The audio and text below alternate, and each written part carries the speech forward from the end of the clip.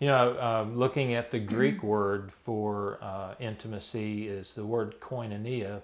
Many of us are familiar with that word. It's partnership, participation, community, communion, distribution, contribution. So all this is a beautiful word for showing that kind of sharing of intimacy between a husband and wife.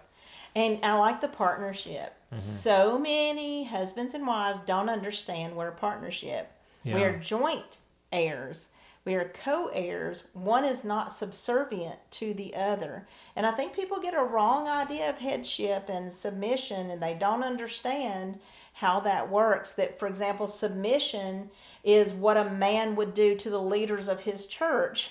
And so does he expect his wife to do anything differently toward him? It's more of the social sharing of responsibility than it is a blind obedience. Right. It's not a military definition. Right. So we want to separate. The family is not a military unit. The marriage is not a military institution. The Hebrew word for this intimacy is yada, and that is to know. Knowing somebody is knowing somebody. It's being able to know how you think and feel and why and the reasons behind it and what it really means and not what I assume it means. And many times for wives, that knowing intimately comes out as we're talking, we're communicating. Right.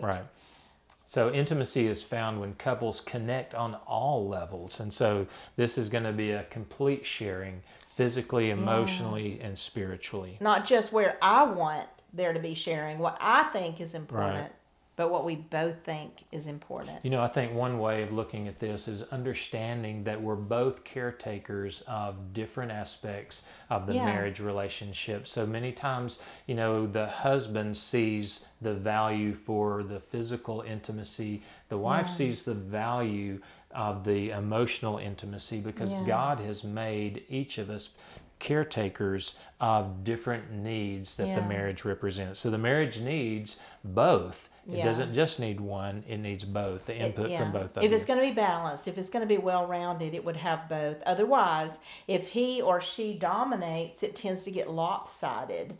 And when there's not a balance of power, when power is not shared, it is not healthy. Yeah.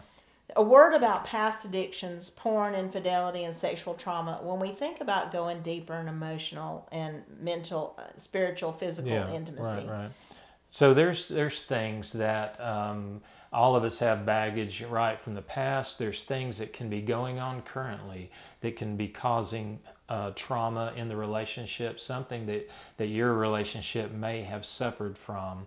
And so there may be a deeper level of sharing of counseling that you may need for that. Yeah, and so as you seek help for these things, this can help you go deeper, because obviously if there's an addiction, alcohol or drug or sex addiction going on, that's going to betray trust. You're not going to be able probably to find intimacy around that. If there's pornography or infidelity, basically the person is selling their soul to another individual, saying to their spouse, you can't have me, I'm going to give me to this person.